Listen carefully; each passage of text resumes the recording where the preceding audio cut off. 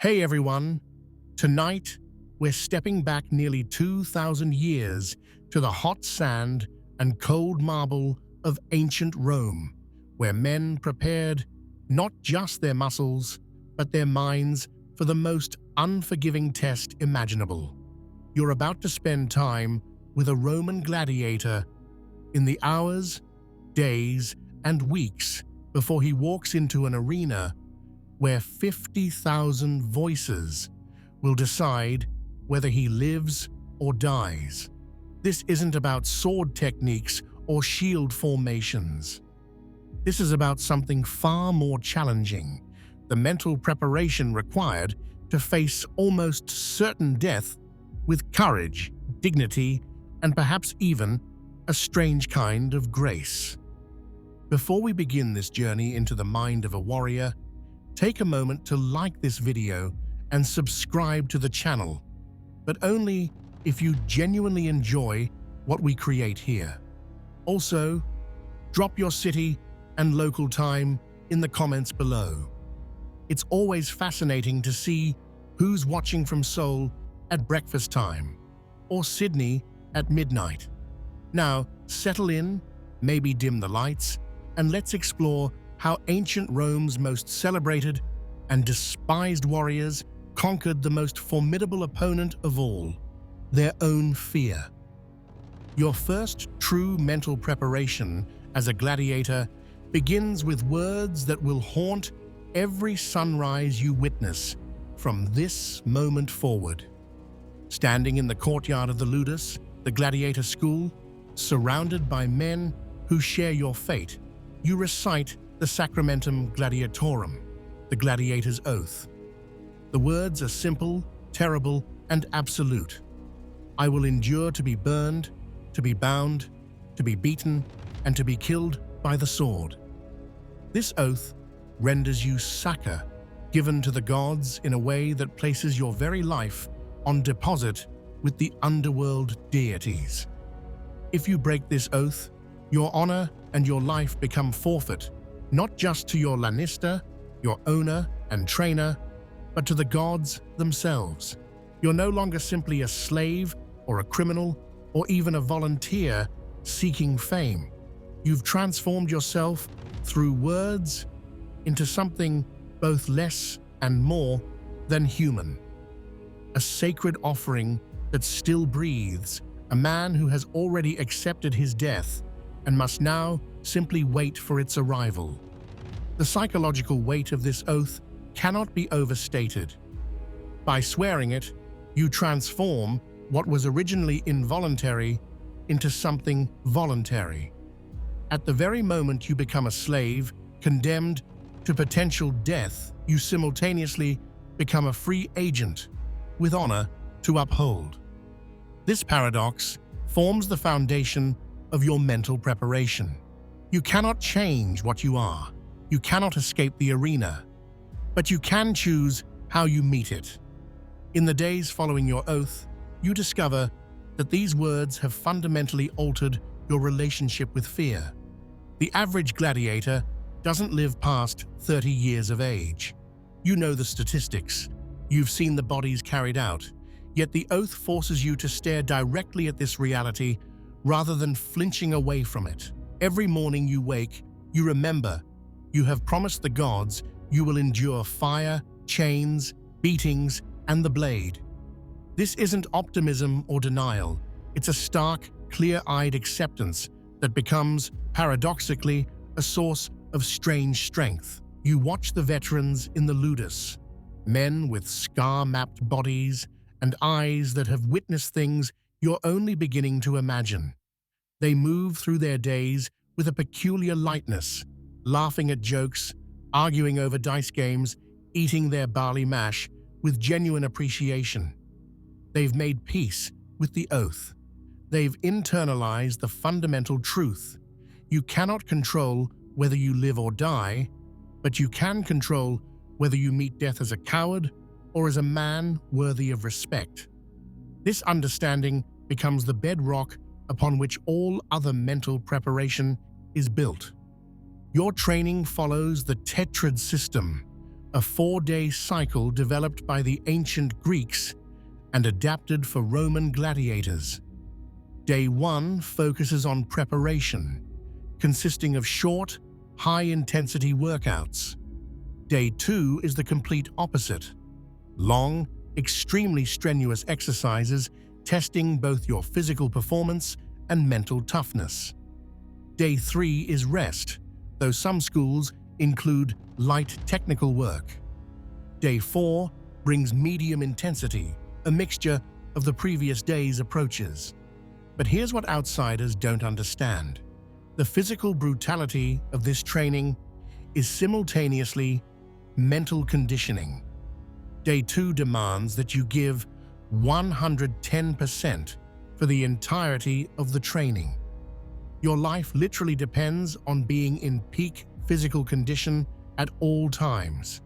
When your arms shake from exhaustion, when the wooden sword feels impossibly heavy, when every muscle screams for rest, and your lungs burn like you've inhaled fire, you don't stop. You can't stop. Your trainers won't let you, but more importantly, you won't let yourself. This is where mental toughness is forged, in the decision to take one more swing when your body insists it cannot, in the choice to hold your shield high when your shoulder feels like it's separating from your body. One mistake in the arena means it's all over. Your very life depends on not only being in the best physical shape, but also mentally resilient. One wrong move in the arena could cost you everything. You train with the palace, a wooden post that becomes your silent opponent. Hour after hour, you strike it with your weighted wooden sword, heavier than the real blade you'll eventually wield. The repetition is mind-numbing, but that's precisely the point. You're training your body to react without thought, to move with precision when your conscious mind is overwhelmed by fear or pain. You're programming yourself at a level deeper than conscious decision-making. The doctores, your trainers, are masters not just of combat, but of sports psychology. Their fighters need unwavering strength and tremendous drive and determination. They cannot let their focus drift for even a minute.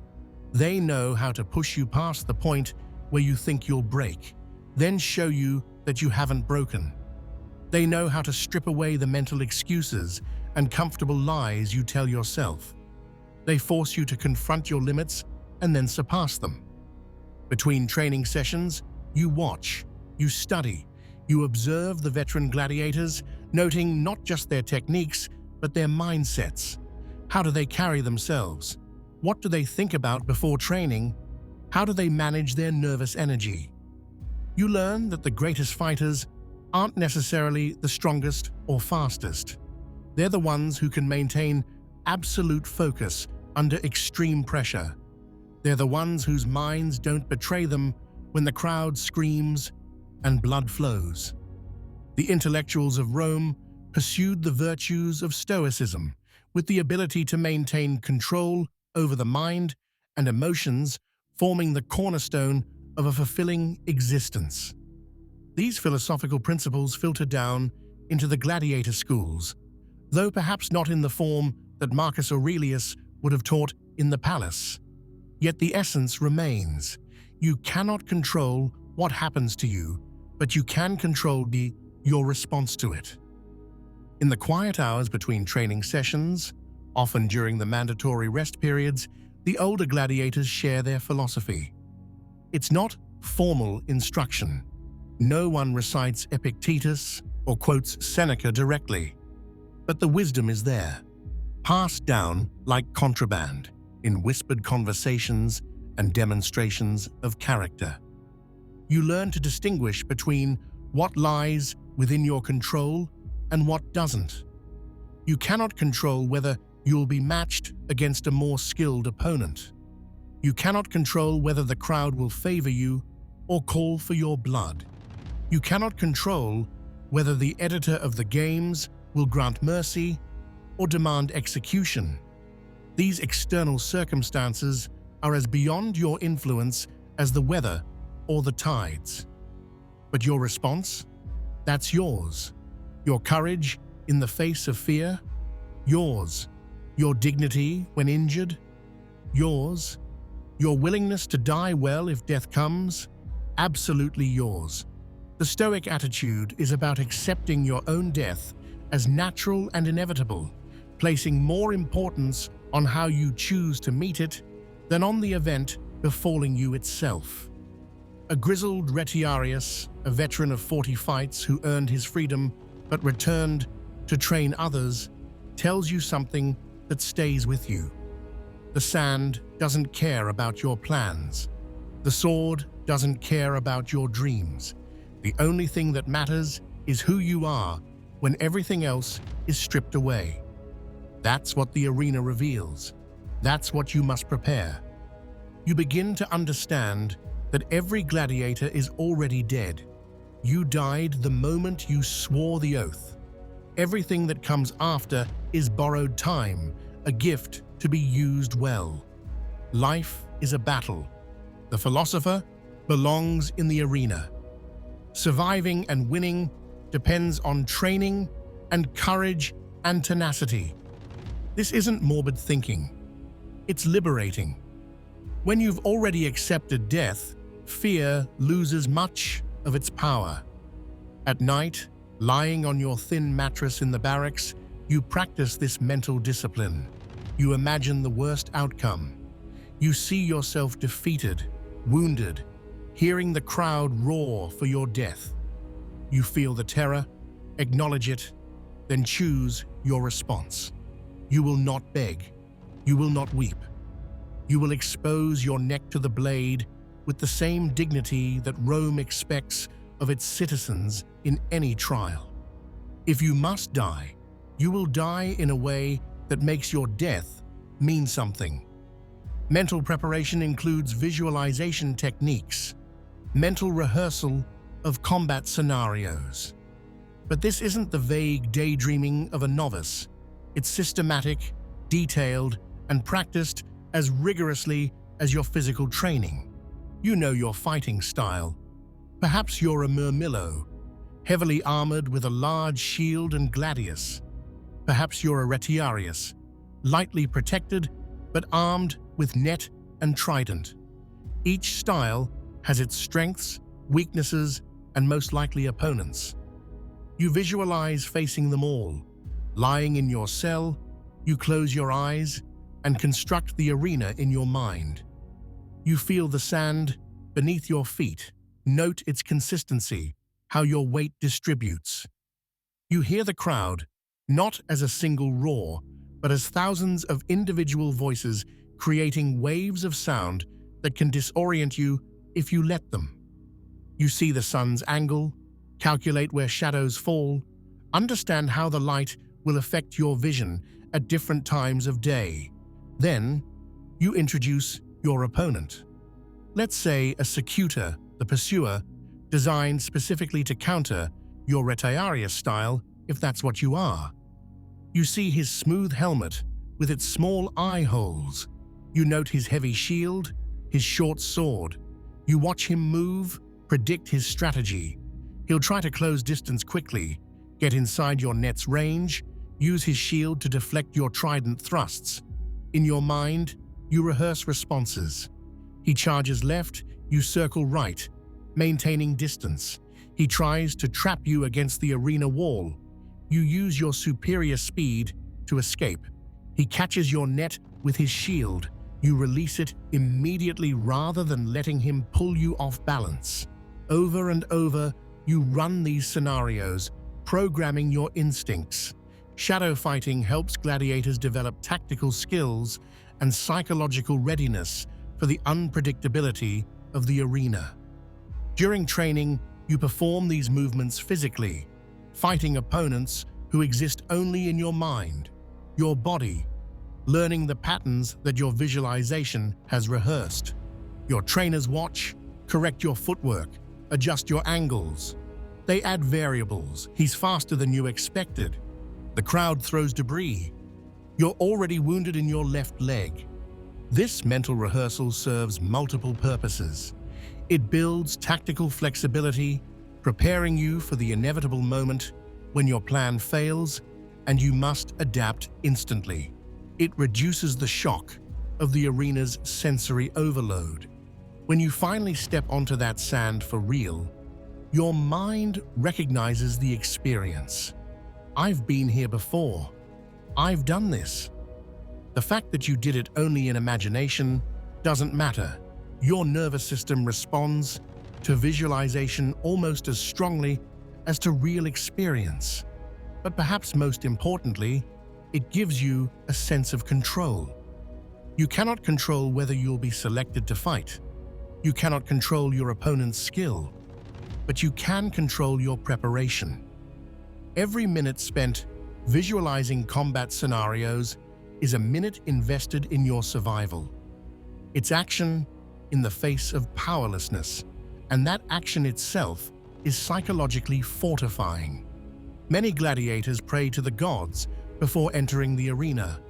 They often dedicate their prayers to Mars, the god of war, or Nemesis, goddess of revenge and retribution, hoping for divine protection or victory in combat. But these aren't casual appeals. They're part of a carefully constructed system of ritual that provides psychological anchoring in the chaos of impending combat. You develop your own pre-fight rituals early in your career. Perhaps you always sharpen your weapons in the same order. Perhaps you say a specific prayer at dawn on fight days. Perhaps you touch the wooden post you trained on before leaving the ludus. These rituals seem superstitious to outsiders, but they serve a crucial psychological function. They create certainty in uncertainty. Gladiators perform rituals to secure good fortune, such as sacrifices to deities. The night before the games, you might offer a small sacrifice, burning incense or pouring wine at the small shrine in the gladiator quarters. The physical act of the ritual matters less than the mental state it creates. You're taking action.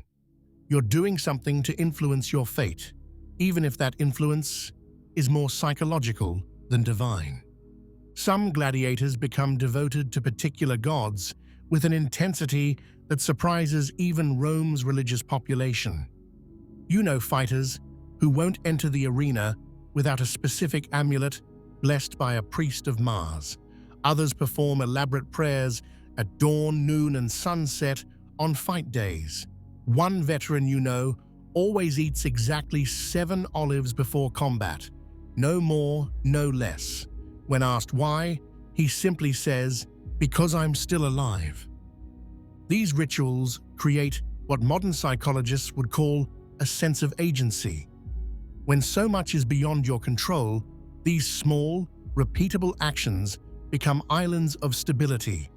They tell your nervous system, "We've done this before. We survived then. We'll survive now." It doesn't matter if this is logically true. What matters is that your emotional brain, the ancient part that controls fear responses, accepts it. Many gladiators develop personal rituals and superstitions to cope with the constant threat of death. Some become devoted to particular gods. Others develop elaborate pre-fight routines, and many form close bonds with fellow fighters that provide emotional support. You also participate in communal rituals. Before major games, your entire familia gladiatorum, your gladiator family, gathers for group prayers. You stand shoulder to shoulder with the men who are both your brothers and your potential opponents. Together, you ask the gods for courage, for a good fight, for death with honor if death must come. There's comfort in shared vulnerability, strength in collective ritual. You're not facing this alone. The most important ritual, however, is internal. In the final moments before you enter the arena, after all the external preparations are complete, you perform a mental ritual that's yours alone. Perhaps you visualize the face of someone you loved. Perhaps you repeat a phrase that centers you. Perhaps you simply take 3 deliberate breaths, feeling your ribs expand and contract, reminding yourself that you're alive right now, in this moment, and that's enough. The night before the munus, the games, gladiators are given a banquet called the cena libera, the free meal, and an opportunity to order their personal and private affairs. This event is similar to a ritualistic or sacramental last meal. The atmosphere in the banquet hall is surreal, combining celebration and wake, defiance and resignation. You recline on couches alongside dozens of other fighters. The food is better than your usual barley and bean mash. There's meat, roasted and glistening. There's wine, more than your trainers normally allow. There are fruits, vegetables, bread still warm from the oven. Your lanista, typically strict about diet, allows this indulgence. You're an investment, yes, but you're also a man facing possible death. This meal is both practical, giving you strength for tomorrow, and symbolic, acknowledging your humanity. The mood swings wildly.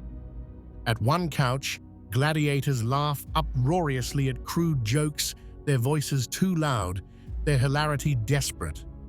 At another, men sit in near silence, eating mechanically, lost in private thoughts. Some write final messages to families they'll never see again. Others make arrangements for their small possessions, their carefully saved coins, their lucky charms.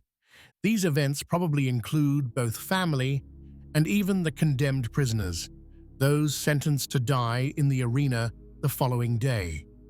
Wives and children of some gladiators sit nearby, their presence a bitter sweetness. You watch a grizzled veteran hold his young daughter on his lap, memorizing her face. You see a fighter's wife trying not to weep, maintaining composure to give her husband strength. You use this time for mental preparation of a different sort. Tomorrow, you'll need to be a warrior, pure and focused. Tonight, you allow yourself to be human. You acknowledge your fear, let yourself feel it fully, knowing that by experiencing it now in relative safety, you rob it of some power when terror matters most. A fighter you've trained alongside for months, a Gaul with a booming laugh and surprisingly gentle hands, leans close and says, "Brother, if I fall tomorrow and you survive, tell my people I died well." That's all that matters, the dying well. You nod, your throat tight, and make the same request of him. These promises matter. They're a form of immortality, a way to ensure that even in death, you're not forgotten. As the night deepens and wine dulls the sharper edges of anxiety, the conversation turns philosophical. An older fighter, scarred and grey, speaks of his philosophy. We're all going to die. Every person in Rome, from the emperor to the beggar, has the same ultimate fate. We gladiators have one gift others don't. We know death is close. We see him clearly, and so we can prepare to meet him with our eyes open, with our dignity intact. That's not a curse, it's a strange kind of privilege. You let his words settle in your chest. You think about the merchants and senators sleeping safely in their beds tonight, never considering their mortality, death always abstract and distant. You, by contrast, will face yours directly. You'll look death in his pale face and show him that you're not afraid, or at least that your courage exceeds your fear. As the banquet ends and you return to your cell, you carry this mental preparation with you. The memories of the meal, the promises made, the acknowledgement of both your humanity and your warrior's calling. You sleep, though not well, and when dawn comes, you're as ready as a man can be for what awaits. The morning arrives with cruel brightness. You've eaten lightly, dressed in your armor, with hands that shake only slightly. Your weapons have been checked, rechecked, blessed by a priest of Mars. Now you stand in the tunnel beneath the arena, the passageway the Romans call the hypogeum, waiting for your name to be called. This is where your mental preparation faces its truest test. The roar of the crowd filters down through stone and sand, a living sound that makes your ribs vibrate. You can smell the arena, blood, sweat, animal dung, the peculiar metallic scent of fear. Your heart hammers so hard, you're certain everyone can hear it. Gladiators underwent stress inoculation through gradual exposure to combat pressure. Your training has prepared you for this moment, but knowing something intellectually and experiencing it viscerally are vastly different things. The fear is real, physical, threatening to overwhelm you. You employ the techniques you've practiced. First, you control your breathing. Not the rapid, shallow gasps of panic, but deep, deliberate breaths that send signals to your nervous system. You're not dying, you're preparing for action. Inhale for a count of 4, hold for 4. Exhale for 4.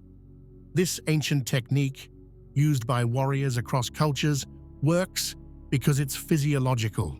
You're literally hacking your body's fear response. Next, you engage your ritual. Whatever small ceremony you've developed, you perform it now. Touch your amulet. Whisper your prayer. Recall the face that centers you.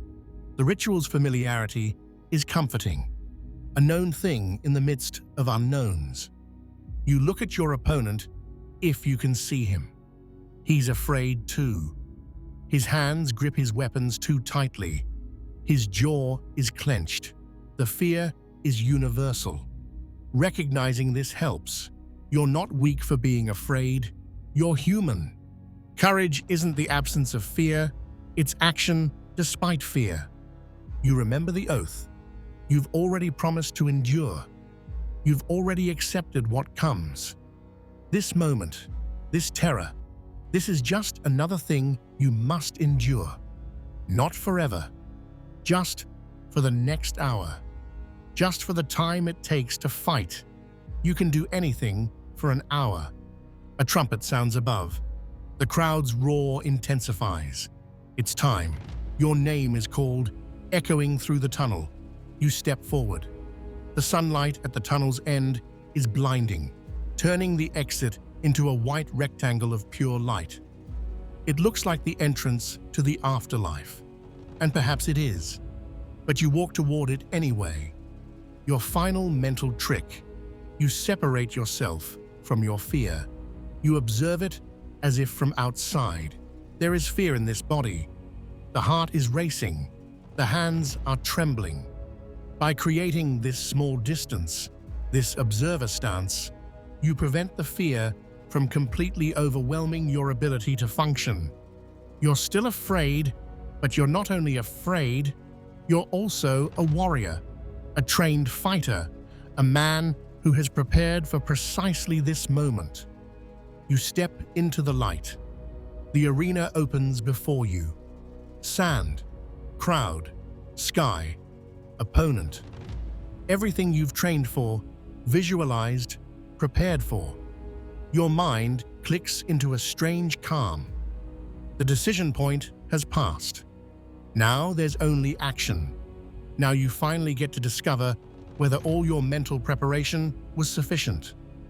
Gladiators develop trust and support networks, forming close bonds with fellow fighters that provide emotional support. This brotherhood is paradoxical and profound.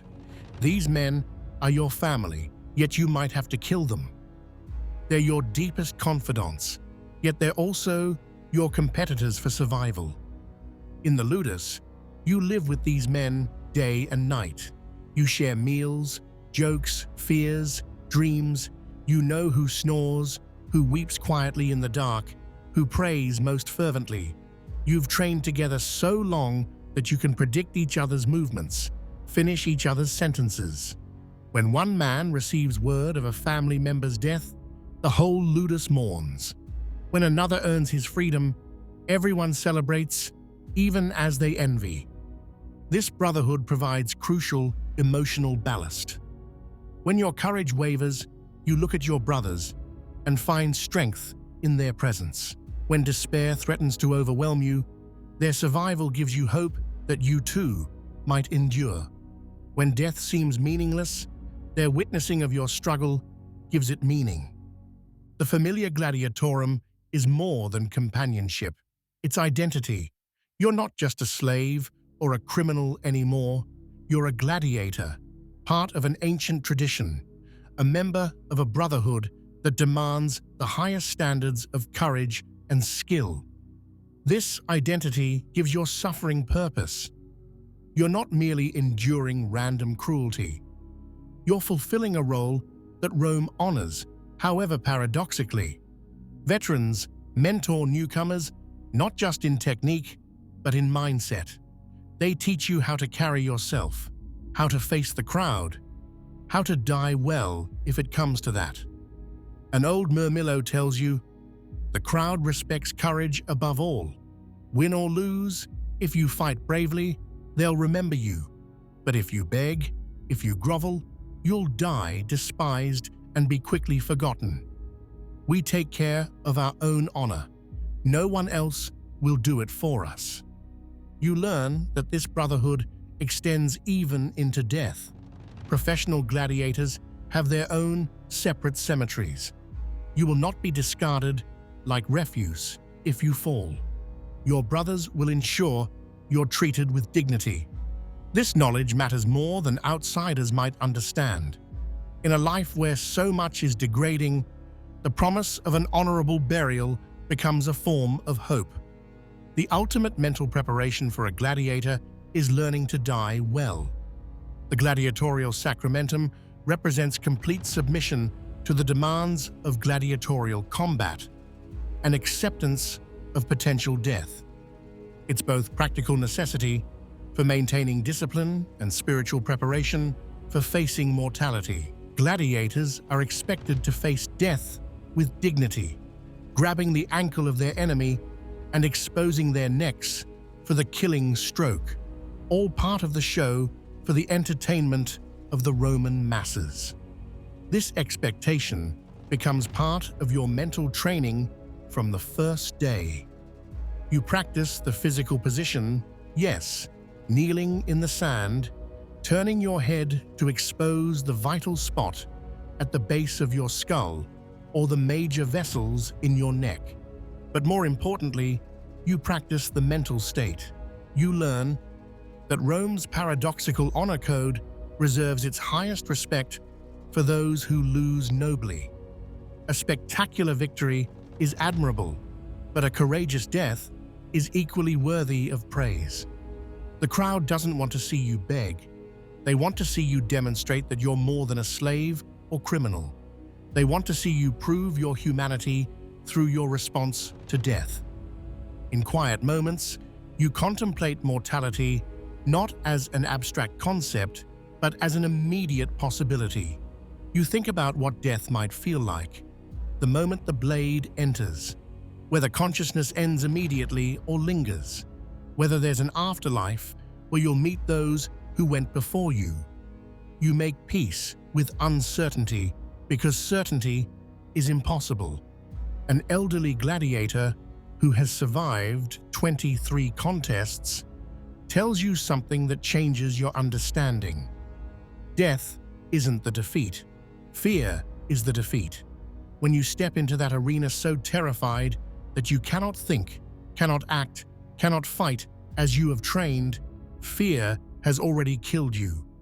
But when you accept that you might die today and choose to fight anyway, to die with your dignity intact, you've already won something the crowd can never take from you. You practice what philosophers call negative visualization, deliberately imagining the worst outcome. You see yourself defeated, wounded, the crowd calling for your death. You feel the psychological blow of the editor's thumb turning down. You experience, in imagination, the moment when your opponent approaches with his blade and you must kneel and offer your neck. By visiting this moment repeatedly in your mind, you rob it of some of its terror. You also prepare by creating meaning. You decide what your death will represent. Perhaps you fight for a family you hope to return to, making every moment of survival a gift to them. Perhaps you fight to honor your ancestors, to show that their blood runs strong in your veins. Perhaps you fight simply to prove to yourself that you're capable of courage. Whatever meaning you create, it transforms death from pure loss into a sacrifice for something beyond yourself. We've journeyed through the mental landscape of a Roman gladiator, from the moment he swears his terrible oath to the final seconds before he steps onto the sand. We've seen how he uses Stoic philosophy, visualization, ritual, brotherhood, and acceptance of mortality to prepare his mind for an ordeal that would shatter most of us. The gladiators of ancient Rome were many things: slaves and warriors, criminals and heroes, victims and volunteers.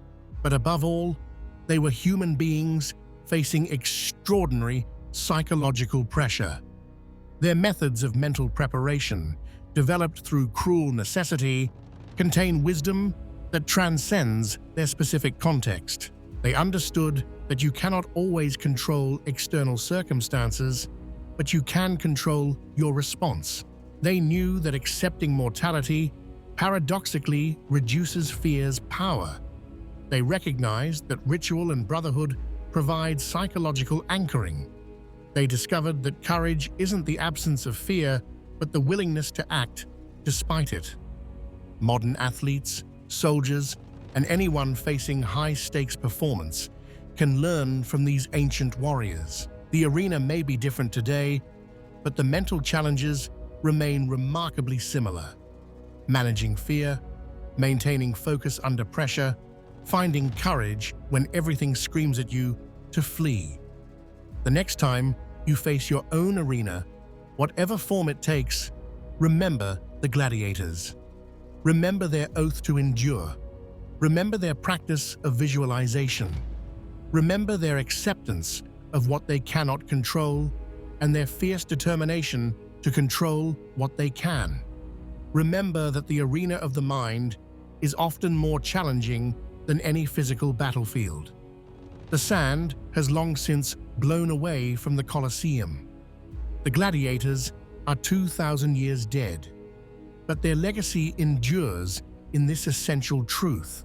The greatest battles are fought not with swords, but with the mind's ability to transform fear into courage, despair into determination, and the acceptance of death into the fierce embrace of life. If you found this exploration into ancient psychology valuable, please like this video and subscribe to the channel. Your support helps us continue creating content that connects past and present, history and human nature. And tell me in the comments, what's your arena? What mental preparation techniques do you use when facing your own battles? The conversation continues below. Until next time, remember that courage is not a historical artifact. It's a choice available to each of us, every day, in every challenge we face. The gladiators knew this. Now, so do you.